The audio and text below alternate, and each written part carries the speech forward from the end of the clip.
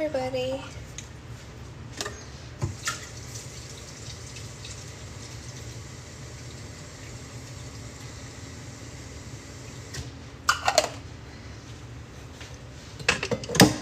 How's it going?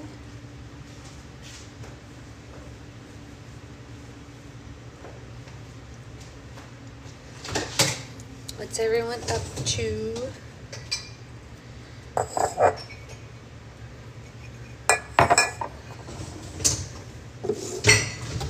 Hey Roxy, how are you feeling?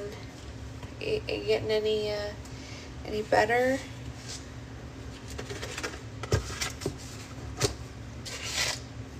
I don't know how the healing process for something like that goes, but hopefully less pain every day would be the goal.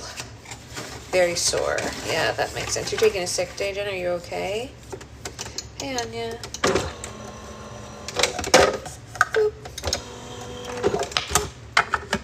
Hey, Naisa.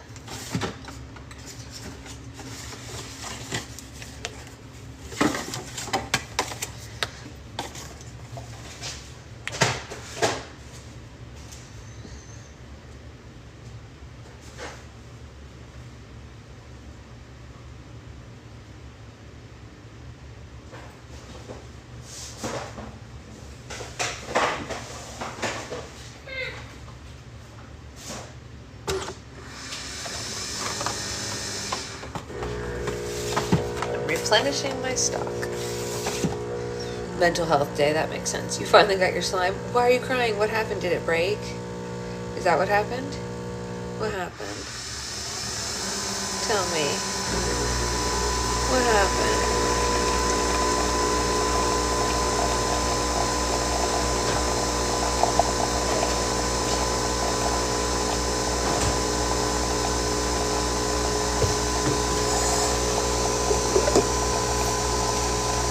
Good morning.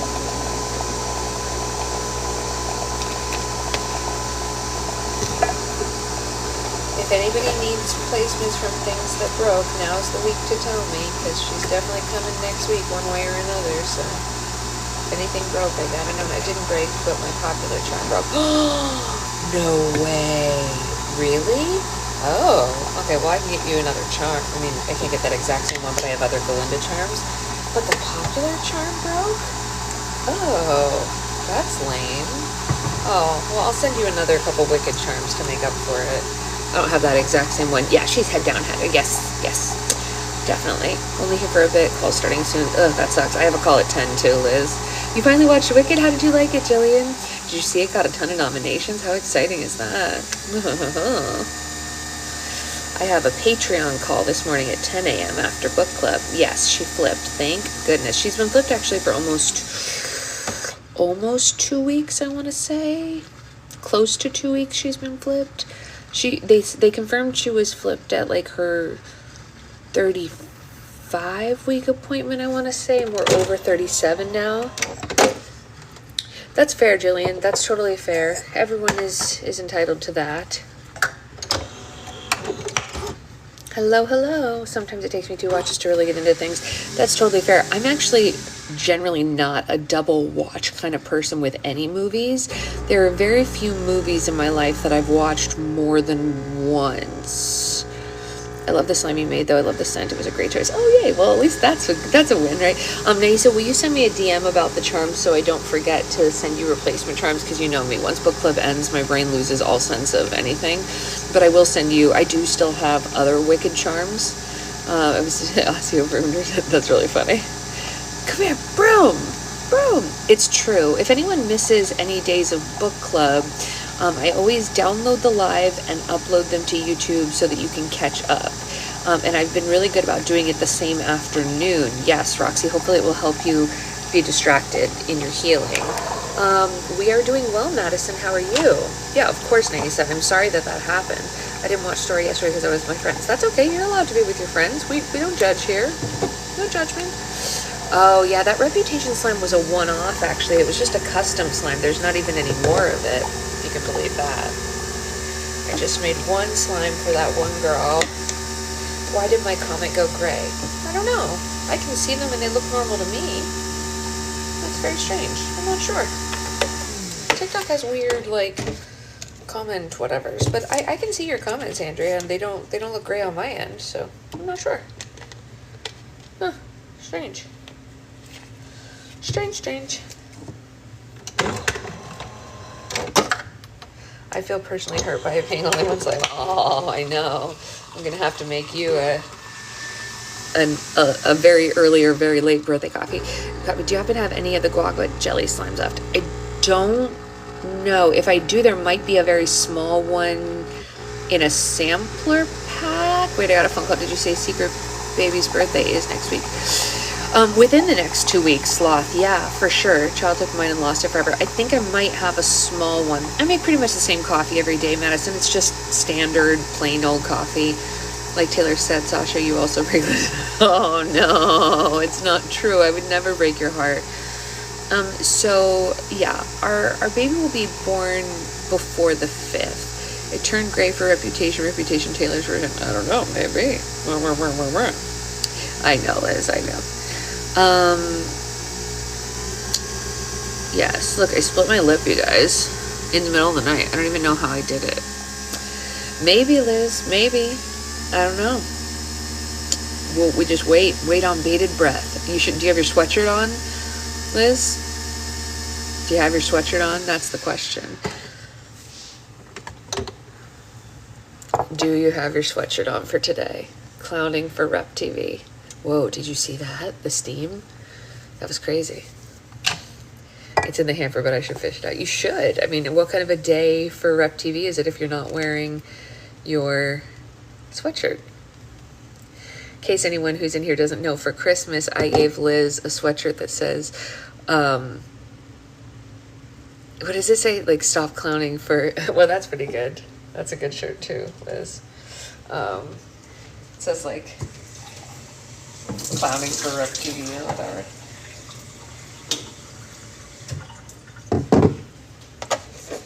I wasn't sure how I felt about the minty scent of my slime in the grab bag, but this month's growing on me. I love minty scents, but if anybody has issues with any particular scent, stop clowning for Rep TV, that's right. They can always DM me and tell me that they don't like certain, or that they like have like sensitivities to certain scents. Like some people can't handle lavender, some people can't handle other things. So you can always tell me those things and I can put them in your file, because I only know, what you tell me, of course. But I do make a lot of minty scented things because I generally love them. So that is something I do.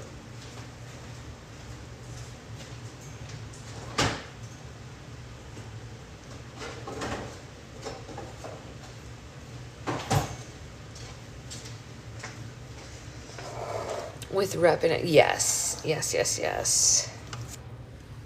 Stop clowning for Rep TV.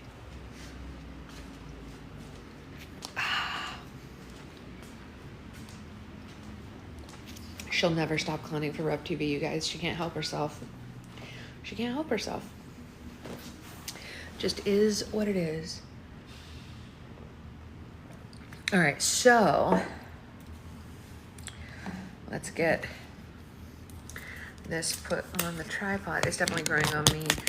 I love how much. Yeah, generally I make the grab bags either unscented or heavily scented so that people can have those. My full name is Liz Klein. Yes, that is your full name. I was really convinced she was announcing Rep TV when she announced her new. Well, I mean, honestly, here's the truth, you guys. We have no idea. Watching the Princess Diaries is different after reading the books. I was gonna say. Sorry, while I do absolutely love this series, I was thinking after we finish this book, which is book 3, we might take a break from it and like read something else and then come back to it, because I feel like we'll appreciate it more if we get breaks from it a little bit. So like we'll finish this one, we're at 51%. And then like I posted another book in the book club chat to see if people were interested in it, and people seem to be. I'm not sure that it's going to come up on my library soon enough, but I might just buy a physical copy because I'm really interested in reading that other book. And it doesn't hurt for us to have like a paper copy of some stuff. So, or maybe I'll buy a Kindle copy of it. I don't know. I haven't decided yet. We can all decide together, but I feel like it's not a terrible idea to like break off and read something else and then come back. I like Princess Diaries too, but I can't watch it the same day. Nothing, literally nothing. It's true, Nagisa. There's nothing in Princess Diaries 2 that's in the books. When I saw it, I was like, huh, because I had already read like 8 books before Princess Diaries 2 came out, so I was like,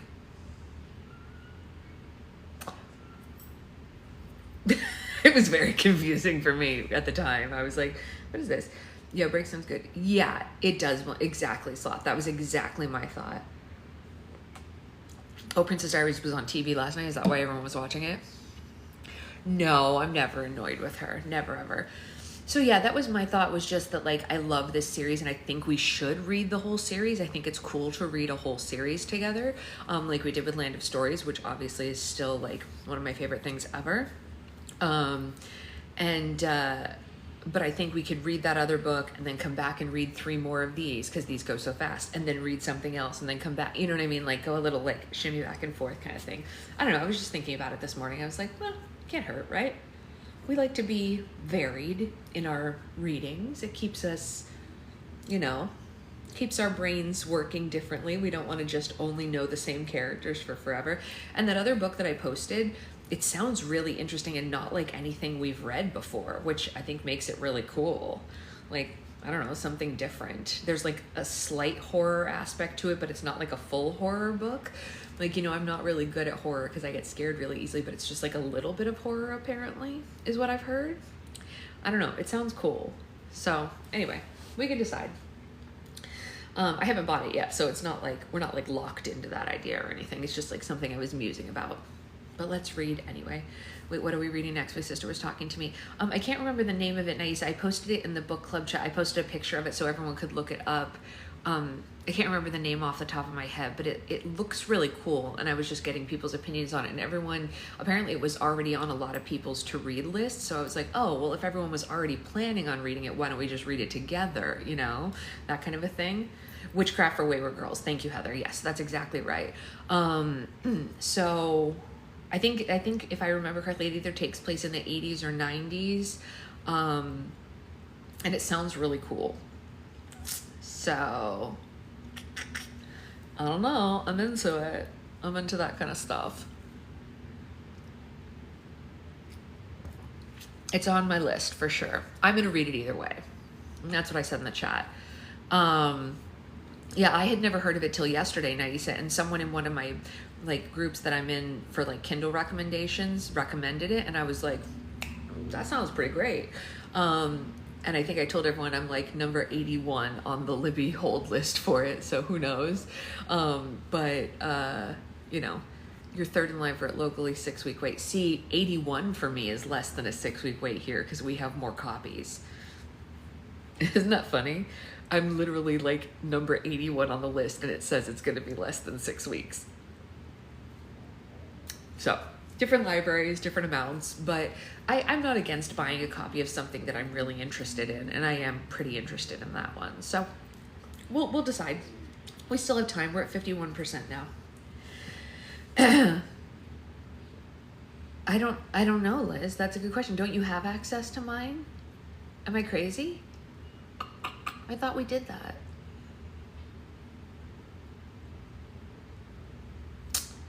I don't know. Yeah, that's weird. All right, well, let's read and we'll figure it out later. Thursday, December 11th, 4th period. No PE today. Instead, there's an assembly. And it's not because there's a sporting event that they want us to all show our support for. No, this was a pep rally. There wasn't a cheerleader in sight. Well, okay, no, actually, there were cheerleaders in sight because they were sitting on the bleachers with the rest of us, but like not in uniforms or anything. Well, not really sitting with the rest of us since they're always in the best seats, like the ones in the middle, all jostling to see who could sit next to Justin Baxendale, who has apparently ousted Josh Richter as the hottest guy in school, but like whatever. No. Instead, it appears that there has been a major disciplinary infraction at Albert Einstein High School, an act of random vandalism that has shaken the administration's faith in us, which could be why they called an assembly so that they could better convey their feelings, as Lily whispered in my ear, of disillusion and betrayal. And what was this act that has Principal Gupta and the trustees so up in arms? Well, I'll tell you. Someone pulled the fire alarm yesterday. That's what, oops. I have to say, I've never done anything really bad before. Well, like I dropped an eggplant out of the 16th floor window a couple of months ago, but no one got hurt or anything. But there is really something sort of thrilling about that. I mean, I would never want to do anything too bad, like anything where someone might actually get hurt. But I have to say, it is immensely gratifying to have all these people coming to the microphone and decrying my behavior. I probably wouldn't feel so good though if I've gotten caught. I am being urged to come forward and turn myself in, even as I write this. Apparently, the guilt for my actions is going to hound me well past my teen years and possibly even into my 20s and beyond. Okay, can I just tell you how much I'm not going to think about high school when I'm in my 20s? I'm going to be way too busy working with Greenpeace to save the whales to worry about some stupid fire alarm that I pulled in 9th grade. The administration is offering a reward for information leading to the identity of the perpetrator of this heinous crime. A reward. You know what the reward is? Yeah, a free movie pass to the Sony IMAX theater. That's all I'm worth. A movie pass. The only person who could possibly turn me in isn't even paying attention in the assembly. I can see that Justin Baxendale got his Game Boy out and is playing it with the sound off while Lana and her fellow cheerleader cronies look over his broad shoulders, probably panting so hard that they're fogging up the screen. I guess Justin hasn't put two and two together yet, you know, about like seeing me in the hallway just before the fire alarm went off. With any luck, he's never going to put it together. Mr. Gianni, though, that's another story. I see him over there talking to Mrs. Hill. He has obviously not told anyone that he suspects me. And maybe he doesn't suspect me. Maybe he thinks Lily did it and I just know about it. That could be. I can tell that Lily really wishes she'd done it because she keeps on muttering under her breath about how when she finds out who did it, she's going to kill that person, etc. She's just jealous, of course. That's because now it seems like some sort of political statement instead of what it actually was. A way to prevent a political statement. Principal Gupta is looking at all of us very sternly, and she says that it is always natural to want to burn off a little steam right before finals, but she hopes that we will choose positive channels for this, such as a penny drive in the community outreach club that they're holding in order to benefit the victims of Tropical Storm Fred, which flooded several suburban New Jersey neighborhoods last November. As if contributing a penny drive can give anybody the same kind of thrill as committing a completely random act of civil disobedience. Yeah, right. Lily Moskowitz's list of the top 10 best movies of all time, with commentary from Mia Thermopolis. Say Anything. Kickboxing iconologist Lloyd Doblet, as played by John When Is He Gonna Run for President So We Can Get Someone Cute in the Oval Office, Cusack, goes after the class brain, Iona Sky, who learns what we all know. Lloyd is every girl's dream date. He understands us. He longs to protect us from broken glass in the parking lot of the 7-Eleven. Need we say more? This movie also contains classic song Joe Lies. I kind of wish Clarice was little me in the movie. Yeah, right? Number 2, Reckless. Rebel from the wrong side of the track, played by Aidan Quinn, goes after a straight arrow cheerleader, Daryl Hannah. A classic example of teens struggling to break the yoke of parental expectations. Yeah, plus you get to see Aidan Quinn's you-know-what. 3, Desperately Seeking Susan. Bored suburban housewife finds man of her dreams in the East Village, an 80s manifesto about female empowerment, also starring Madonna and that lady who played Roseanne's sister Jackie. Also starring Aidan Quinn as the East Village hottie. You don't really get to see his you-know-what in this one, but you do get to see his butt. Number 4, Lady Hawk. Star-crossed lovers are caught in an evil spell that only Matthew Broderick can help them break. Rutger Hauer makes powerful Navarre a knight who lives only to exact vengeance upon the man who wronged his fair Isabeau, played by Michelle Pfeiffer. Isabeau? I don't know how to pronounce that. An elegant movie and a moving story. But what is with Matthew Broderick's hair in this one? Dirty Dancing. Spoiled teenage baby learns a lot more than the cha-cha from this long-haired summer resort dance instructor Johnny. A classic tale of coming of age in the Catskills with an important message about the class system in America. Yeah, only you don't get to see anyone's butt. Flashdance. A welder by day and an exotic dancer by night. Jennifer Beals Alex is a feminist in a thong, and Elizabeth Cady Stanton of the lap dance, who longs to audition for the Pittsburgh Ballet. But first she sleeps with her totally hot boss, Michael Nouri, and throws a big rock through his window. The Cutting Edge. Former hockey stud D.B. Sweeney is paired with figure skater and prissy rich girl Moira Kelly, an unlikely quest for the Olympic gold. Interesting for its strategic buildup of sexual tension through ice dancing. Toe pick, toe pick. Some kind of wonderful. Victory of tomboy Mary Stuart Masterson over prissy Leah Thompson for the heart of Eric Stoltz. As usual, keen insight by John Hughes into the teen psyche and social structure. Last movie in which Eric Stoltz was actually cute. Reality bites. Who will indie filmmaker Winona Ryder choose? Smart Alex Slacker Ethan Hawke or clean-cut go-getter Ben Stiller? Isn't it obvious? Footloose. Out-of-towner flaunts small-town antics, anti-dancing laws. Starring Kevin Bacon, who saves Laurie Singer from her abusive hick boyfriend. Most notable for the scene in the PTA meeting, in which Kevin Bacon's character reveals he's actually done homework, as illustrated by his quoting several biblical passages which do support dancing. In the movie Wild Thing and Hollow Man, you get to see Kevin Bacon's you-know-what. What a list, I tell you guys, these girls. Thursday, December 11th, gifted and talented.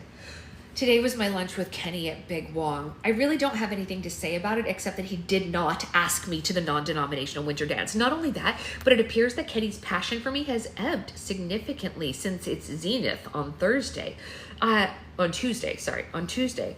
I, of course, was beginning to suspect this since he stopped calling me after school, and I haven't even had one instant message from him since before the ice skating debacle. He says it's because he's been so busy studying for finals and all, but I do suspect it's something else. He knows. He knows about Michael. I mean, come on, how can he not know? Well, okay, maybe he doesn't know about Michael specifically, but Kenny must know generally that he's not the one who lights my fire, if I had a fire, that is. No, Kenny's just being nice, which I appreciate and all, but I just wish that he'd come out and say it. Like, all of this kindness, this solicitousness, it's making me feel worse. I mean, how could I, really? How could I ever agree to be Kenny's girlfriend knowing full well that I like someone else by rights? Kenny should go, like, to Majesty Magazine and spill it all. Royal betrayal, they would call it, and I would totally understand if he did it too, but he won't, because he's just too nice. Instead, he ordered steamed vegetable dumplings for me and pork buns for himself. One encouraging sign that Kenny might not love me as much as he used to. He is back to eating meat again. And talk about biology and what happened at the assembly. I, of course, did not tell him that it was me who pulled the alarm, and he didn't ask, so there was no need to shield my nostrils or anything like that. He mentioned again how sorry he was about my tongue and asked me how I was doing in algebra. He even offered to come over and tutor me if I wanted. Kenny tested out of freshman algebra. And even though I have lived with my algebra teacher, still, you could tell that he meant it to be nice, which of course just makes me feel worse because what I'm going to have to do after finals and all that. But he didn't ask me to the dance. I don't know if this means like we aren't going to the dance or if it means that he considers the fact that we're going kind of a given. As if lunch wasn't bad enough, G&T isn't going too great either. No, Judith Gershner isn't here, but neither is Michael. The guy is AWOL. Nobody knows where he is, and Lily had to tell Mrs. Hill when she took attendance that her brother was in the bathroom. I wonder where he really is. Lily says that since he started writing his new program that the computer club will be unveiling at the Winter Carnival, she's hardly seen him at all, which is no real change, since Michael hardly comes out of his room anyway, but still, you'd think he'd come here once in a while to, like, study. But I guess seeing is that he already got into his first choice of college, his grades don't really matter anymore. Besides, like Lily, Michael's a genius. So, like, what does he have to study for? Unlike the rest of us. I wish that they'd put the drawer back on the supply closet. It's extremely hard to concentrate with Boris scraping away on his violin in there. Lily says it's just another tactic by the trustees to weaken our resistance so that we remain mindless drones that are trying to make us. But I think it's just on account of the time that we forgot to let him out and he was stuck in there until the night custodian heard his anguished pleas to be released.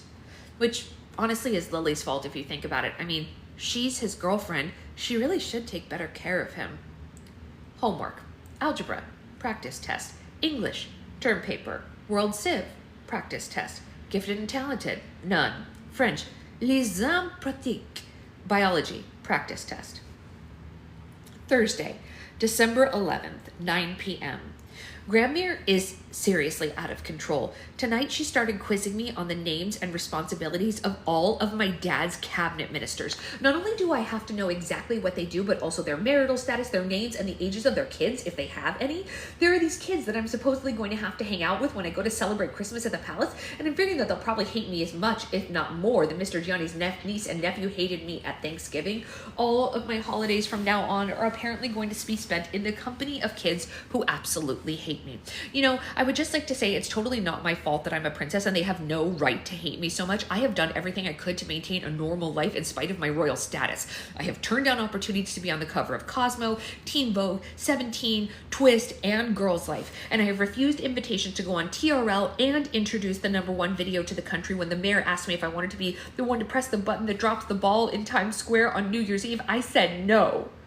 Aside from the fact that I'm going to be in Genovia for New Year's, I oppose the mayor's mosquito spraying campaign, as a runoff from the pesticides are used to kill the mosquitoes may carry the West Nile virus that has infected the local horseshoe crab population. A compound in the blood of horseshoe crabs, which nests along the eastern seaboard, is used to test the purity of every drug and vaccine administered in the U.S. The crabs are routinely gathered, drained a third of their blood, and then released back into the sea.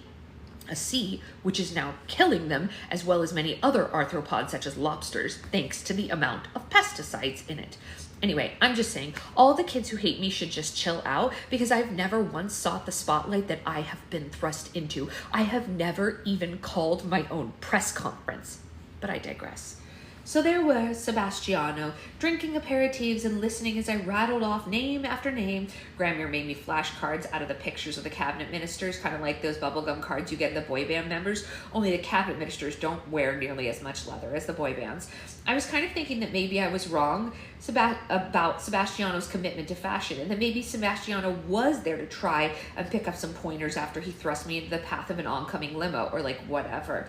But when Grandmere paused to take a phone call from her old friend Imelda Marcos, Sebastiano started asking me all these questions about clothes. In particular, what clothes my friends and I like to wear. Like, what were my feelings, he wanted to know, on velvet stretch pants, spandex tube tops, and sequins?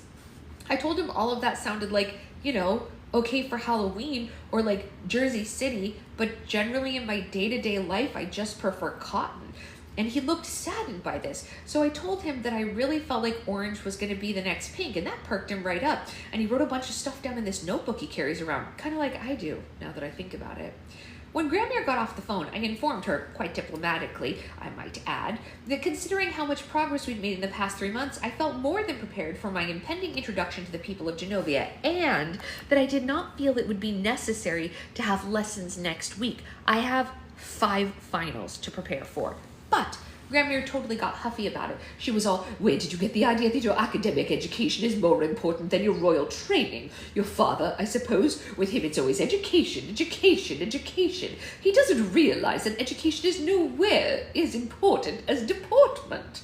Grandmere, I said, I need an education if I'm going to run Genovia properly. Especially if I'm going to convert the palace into a giant animal shelter, something I'm not going to be able to do until Grandmere's dead. So I see no point in mentioning that to her now, or really ever for that matter. Anyway, Grandmere said some swear words in French, which wasn't very dowager princessy of her, if you ask me. And thankfully, my dad walked right in and asked for his Genovian Air Force medal at that moment, since he had a state dinner to go over at the embassy. And I told him about my finals and how I really needed time off from princess stuff to study, and he was all, yes, of course. I wish they would have made Princess Diaries entries like this in the book. I know, that would have been so funny. In the movie, you mean, I assume. Like, they would have put entries in it, yeah. When Grandmere protested, he just went, for God's sakes! If she hasn't got it by now, she never will. And Grandmere pressed her lips together and didn't say anything more after that. Sebastiano used that opportunity to ask me about my feelings on Rayon. I told him I didn't have any. For once, I was telling the truth. Friday, December 12th, homeroom. Here's what I have to do.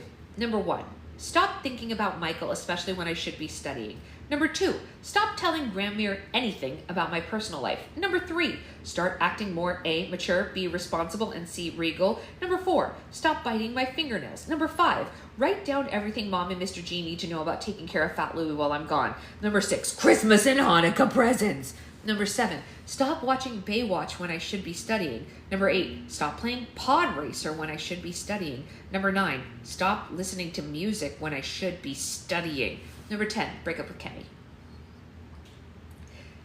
Friday, December 12th, Principal Gupta's office. Well, I guess it's official now. I, Mia Thermopolis, I'm a juvenile delinquent. Seriously, that fire alarm I pulled was only the beginning of it, I Pierce. I really don't know what's come over me lately. It's like the closer I get to actually going to Genovia and performing my first official duties as princess, the less princessy I act. I wonder if I'll be expelled. If I am, it's totally unfair because Lana started it this time. I was sitting there in algebra listening to Mr. G go on and on about the Cartesian plane when suddenly Lana turns around in her seat and she slaps a copy of USA Today down in front of me. And there's a headline screaming, "Today's poll, most popular young royals. 57% of readers say that Prince William of England is their favorite young royal and Will's little brother Harry is coming in at 28%.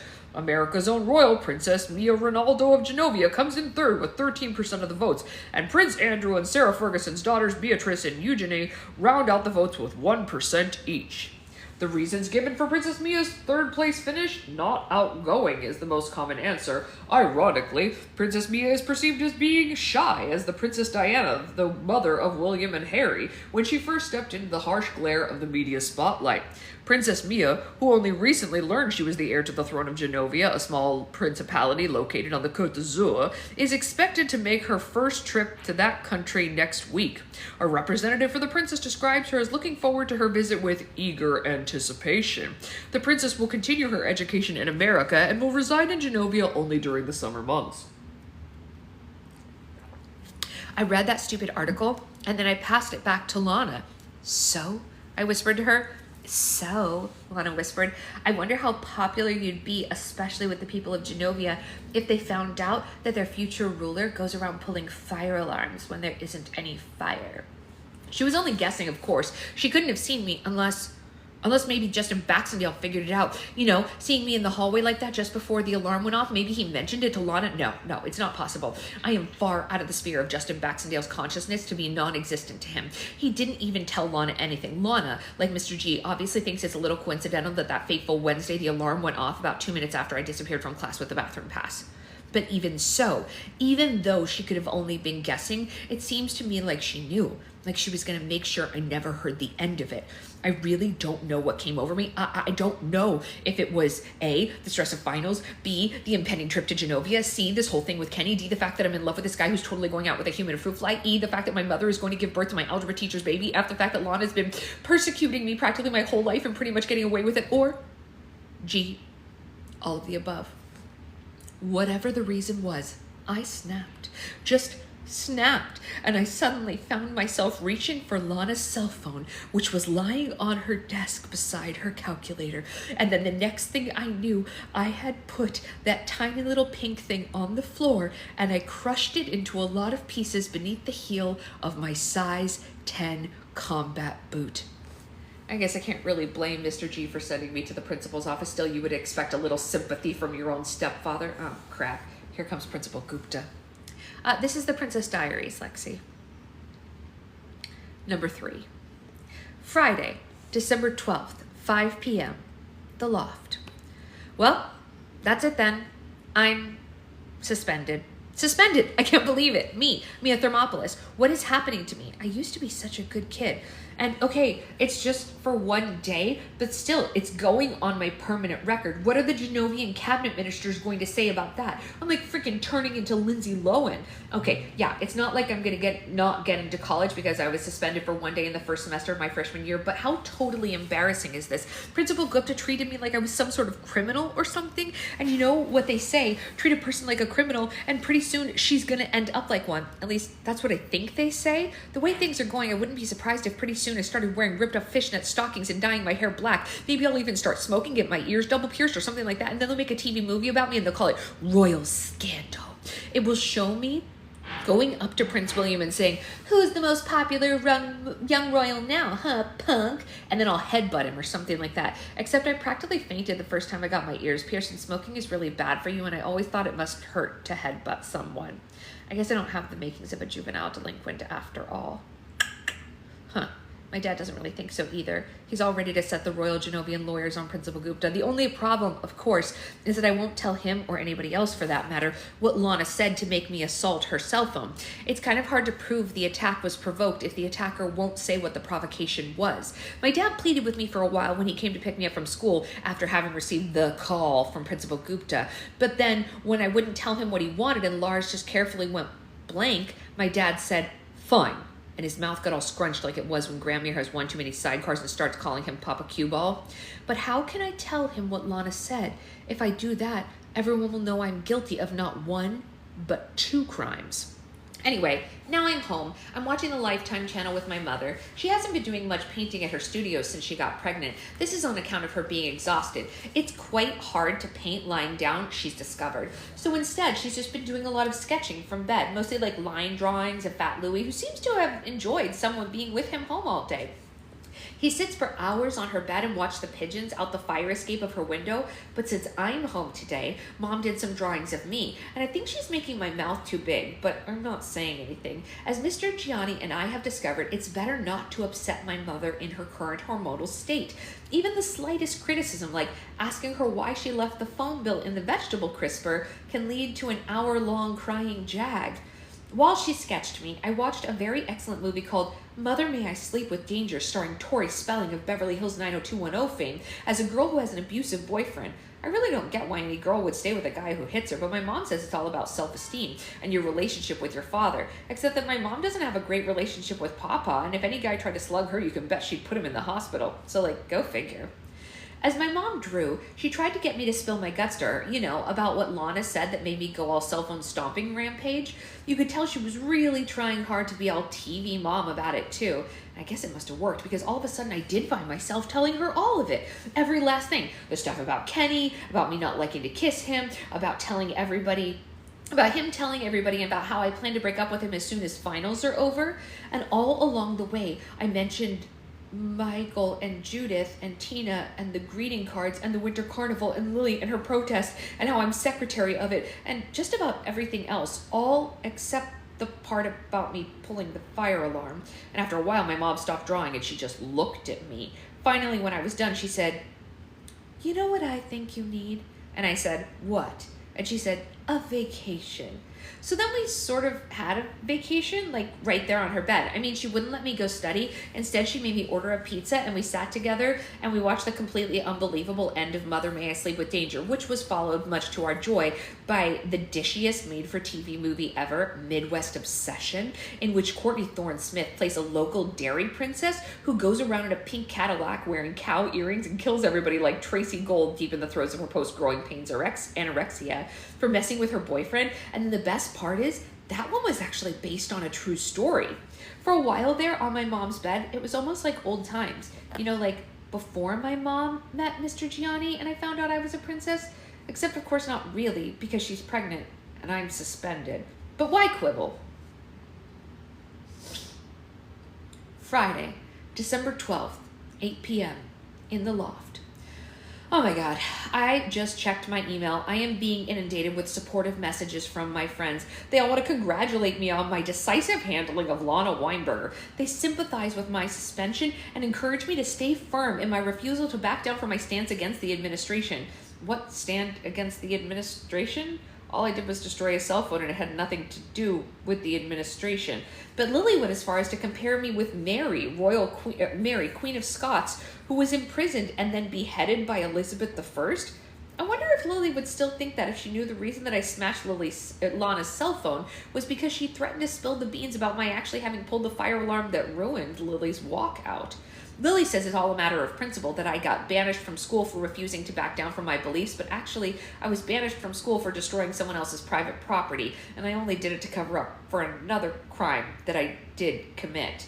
No one knows that but me, though. Well, me and Lana. And even if she doesn't know for sure why I did it, I mean, it could have just been one of those random acts of violence that are going around, I guess. Everyone, however, is seeing this as some great political act. And tomorrow, at the first meeting of the students against the corporatization of Albert Einstein High School, my case is going to be held up as an example of one of many unjust decisions by the Gupta administration. I think tomorrow I might develop a case of weekend strep throat. Anyway, I wrote back to everyone telling them how much I appreciate their support and not to make a bigger deal out of this than it actually is. I mean, I'm not proud of what I did. I would much rather not have done it and just stayed in school. But on a bright note, Michael is definitely getting the cards that I've been sending him. Tina walked by his locker today after PE and saw him take the latest one out and put it in his backpack. Unfortunately, according to Tina, he did not wear an expression of dazed passion as he slipped it into his bag, nor did he gaze at it tenderly. He didn't even put it away very carefully. Tina regretted to inform me that he slipped his iMac laptop into the backpack next, undoubtedly squishing the card. But he wouldn't, Tina hastened to assure me, have done that if he had known it was from you, Mia. Maybe if you signed it, she said. But if I signed it, then he'd know I like him more than I loved him, since I do believe the L word was mentioned in at least one of those cards. And if he doesn't feel the same way about me, well, how embarrassing would that be? It's way worse than being suspended. Oh no, as I was writing this, I got an instant message by, of all people, Michael himself. I freaked out so badly, I shrieked and scared Fat Louie, who was sleeping on my lap as I wrote, and he slanked off and he sank all of his claws into me, and now I have little puncture marks all over my thighs. But this is what Michael wrote. Hey, Thermopolis, what's this I hear about you getting suspended? I wrote back, it's just for one day. What'd you do? Pressed a cheerleader's cell phone. Your parents must be so proud. If so, they've done a pretty good job of disguising it so far. So are you grounded? And surprisingly, no. The attack on the cell phone was provoked. So you're still going to be going to the carnival next week then? As secretary to the Students Against the Corporatization of Albert Einstein High School, I believe my attendance is actually required. Your sister's planning for us to have a booth. That's Lily. She's always looking out for the good of mankind. That's one way of putting it. We probably would have talked longer, but right then my mom yelled for me to get offline since she's waiting to hear from Mr. Gianni, who, surprisingly, still wasn't home from school, even though it was past dinner time, so I logged off. This is the second time Michael asked me if I'm going to the Winter Carnival. What's up for that anyway? Friday, December 12th, 9 p.m., The Loft. So we know why Mr. Gianni was so late getting home. He stopped along the way to get a Christmas tree.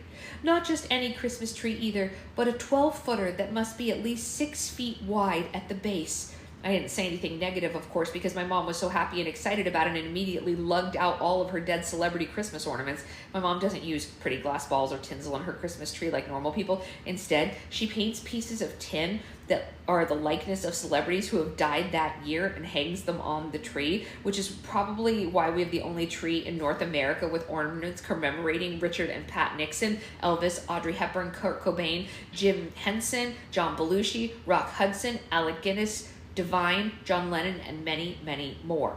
And Mr. Gianni just kept looking over at me to see if I was happy too. He got the tree, he said, because he knew what a bad day I had and he didn't want it to be a total loss. Mr. G, of course, had no idea what my English term paper topic is.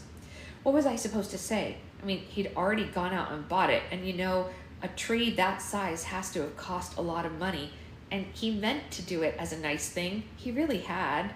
Still, I wish that people around here could consult me on things like this before going out and doing them, like the whole pregnancy thing, and now this tree. If Mr. G had asked me, I would have been like, let's go to the big Kmart on Astor Place and get a nice fake tree so we don't contribute to the destruction of the polar bear's natural habitat, okay?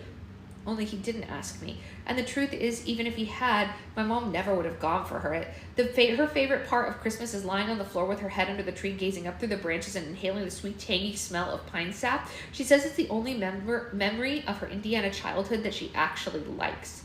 So it's hard to think about the polar bears when your mom says stuff like that. Saturday, December 13th, 2 p.m., Lily's apartment. Well, the first meeting of the Students Against the Corporatization of Albert Einstein High School was a complete bust. That's because nobody showed up except for me and Boris Pawlowski. I'm a little miffed that Kenny didn't come. You'd think that if he really loves me as much as he says he does, he would take the opportunity, whatever opportunity, to be near me. So even a boring meeting of the Students Against the Corporatization of Albert Einstein High School would count. But I guess even Kenny's love is not that great, as should be obvious to me by now, considering the fact that there are exactly 6 days until the non-denominational winter dance, and Kenny still hasn't asked me if I want to go with him. Not that I'm worried or anything. I mean, like a girl who set off a fire alarm and smashed Lina Warrenberger's cell phone, worrying about not having a date to a stupid dance? Psh, all right, yeah, I guess I am worried. But not worried enough to pull a Sadie Hawkins and ask him to the dance. Lily's pretty much inconsolable about the fact that no one but Boris and me showed up for her meeting. I tried to tell her that everybody's too busy studying for finals to worry about the privatization at this moment, but she doesn't seem to care. Right now, she's just sitting on the couch with Boris speaking to her in a soothing voice. Boris is pretty gross and all with his sweaters that he tucks into his pants and the weird retainer that the orthodontist makes him wear, but you can tell that he genuinely loves Lily. I mean, look at the tender way he's gazing at her as she sobs about how she's going to call her Congress member. It makes my heart hurt looking at Boris look at Lily like that. I guess I must be jealous. I want a boy to look at me like that, and I don't mean Kenny either. I mean a boy who I actually like back, a boy that I like more than just a friend. I can't take it anymore. I'm going to the kitchen to see what Maya, the Moscovitz's housekeeper, is doing, and even helping to wash things has to be better than watching this.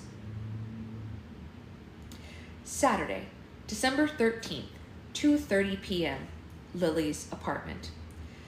Maya wasn't in the kitchen. She was here, in Michael's room, putting away his school uniform, which she just finished ironing. Maya is going around picking up Michael's things and telling me about her son Manuel. Thanks to the help of the doctors Moscovitz, Manuel was recently released from prison in the Dominican Republic, where he'd been wrongfully held for suspicion of having committed crimes against the state. But now, Manuel is starting his own political party, and Maya's just as proud as can be, except she's worried that he might end up back in prison if he doesn't tone down the anti-government stuff just a little bit. Manuel and Lily have a lot in common, I guess. Maya's stories about Manuel are always interesting, but it's much more interesting to be in Michael's room. I've been in it before, of course, but never while he was gone. He's at school, even though it's Saturday, because he's working in the computer lab on a project for the carnival. Apparently the school's modem is faster than his.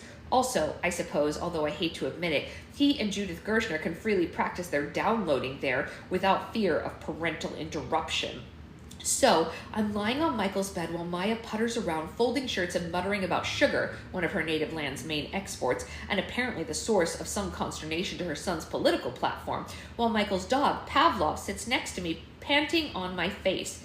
I can't help thinking, this is what it's like to be Michael. This is what Michael sees when he looks up at his ceiling at night. He's put glow-in-the-dark stars up there in the form of a spiraling galaxy like Andromeda.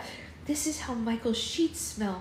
Springtime fresh thanks to whatever detergent Maya uses. And this is what the view of Michael's desk looks like from his bed. Except that looking over at his desk, I just noticed something. One of my cards. The one with the strawberry on it.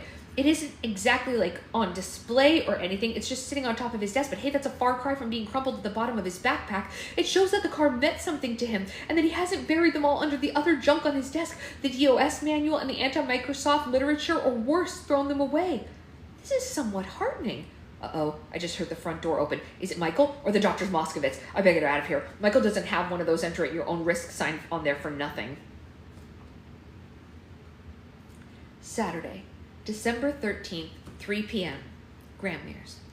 How, you might ask, did I go from the Moscovitz's apartment to my grandmother's suite at the plaza in the space of a mere half an hour? Well, I will tell you. Disaster has struck in the form of Sebastiano.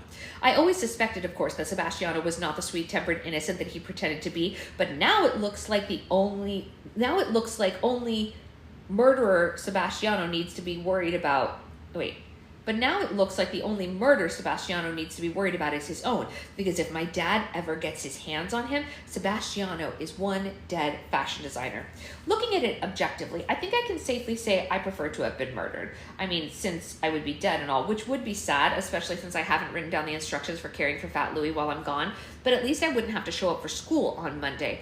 But now, not only do I have to show up for school on Monday, but I have to show up for school on Monday knowing that every single one of my fellow classmates is going to have seen the supplement that arrived in the Sunday Times, a supplement featuring about 20 photos of me standing in front of a triple mirror in dresses by Sebastiano with the words, "Fashion fit for a princess," emblazoned all over the place. Oh yeah, I am not kidding.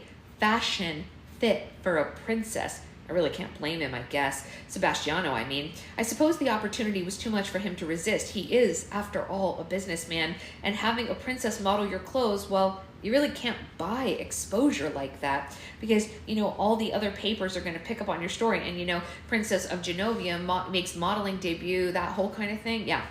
So, with just one little photo spread, Sebastiano is going to get the virtual worldwide coverage for his clothing line. A clothing line that now looks like I have endorsed it. Grandmere doesn't understand why my dad and I are so upset. Well, I think she gets why my dad is upset, the whole my daughter is being used thing and all that stuff. She doesn't get why I'm so unhappy. Well, you look perfectly beautiful, she keeps saying. Yeah, like that helps.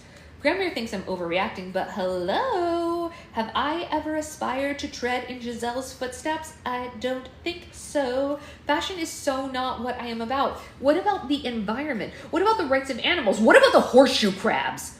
People are not going to believe that I didn't pose for those photos. People are going to think that I'm a sellout. People are going to think that I'm a stuck-up model snob, and I would rather that they think that I'm a juvenile delinquent, I can tell you that much. Little did I know when I heard the front door to the Moskowitz's apartment open and I hustled out of Michael's room that I was about to be greeted by this disastrous news. It was only Lily's parents, after all, coming home from the gym where they'd met with their personal trainers and afterwards they'd stop to have a latte and read the Sunday Times, large section of which arrived for no reason on Saturday if you have a subscription. Yes, that was Secret Husband gasping, it's true. What a surprise they had when they opened up the paper and saw the Princess of Genovia hawking this new fashion designer's spring line. What a surprise I had when the Doctors Moskowitz congratulated me on my new modeling career, and I was all, what are you talking about? So while Lily and Boris looked on with curiosity, the Dr. Moskowitz opened up her paper and she showed me, and there it was, in all its 4-color layout glory. I'm not gonna lie and say I looked bad. I looked okay. What they had done was, they had taken all these photos that Sebastiano's assistant had snapped of me trying to decide what dress to wear to my introduction to the Genovian people, and they laid them all out on this purple background. I'm not even smiling in any of the pictures or anything. I'm just looking at myself in the mirror, clearly going in my head, ew, could I look more like a walking toothpick? But of course, if you didn't know me and didn't know why I was trying on all these dresses, I would seem like a freak who cares way too much about how she looks in a party dress, which is exactly the kind of person I never wanted to be portrayed as. I have to admit, I'm a little hurt. I thought about it when Michael asked me all those questions. I thought when he'd asked me all those questions about Michael, Sebastiano had kind of made a connection with me, but I guess not. Not if he could do something like this to me. My dad's already called the Times and demanded that they remove the supplement from all the papers that haven't been delivered yet. He had to call the concierge of the plaza and insist that Sebastiano be placed as persona non grata, which means cousin to the Prince of Genovia will now not be allowed to set foot on hotel property. I thought this was a little harsh, but not as harsh as what my dad wanted to do, which was call the NYPD and press charges against Sebastiano for using the likeness of a minor without the consent of her parents. Thank God, Grandmere talked him out of that. She said there'd be enough publicity without adding this humiliation with a royal arrest. My dad is still so mad that he can't even sit still. He's pacing back and forth across the suite, and Rommel is watching him very nervously from Grandmere's lap, with his head moving back and forth, and his eyes following Dad as if he were watching the US Open or something like that. I bet if Sebastiano were here, my dad would smash a lot more than just his cell phone. Dun, dun, dun. All right, so we are at 65%. And like I said, I do have a meeting at 10, so I have to scooch a little early today so I can shove some food in my mouth before that meeting. But 65% is where we are at, and we are chugging right along with Mia's story. So I hope you all have a great rest of your, what is today? Is today Wednesday, Thursday? I don't even know what day it is anymore. But that's all. I'm going to try to get some more chapters of my book recorded today. It's Thursday. So hopefully there will be more Prince of Oregon chapters recorded today if I have time. That's the goal. We shall see what happens.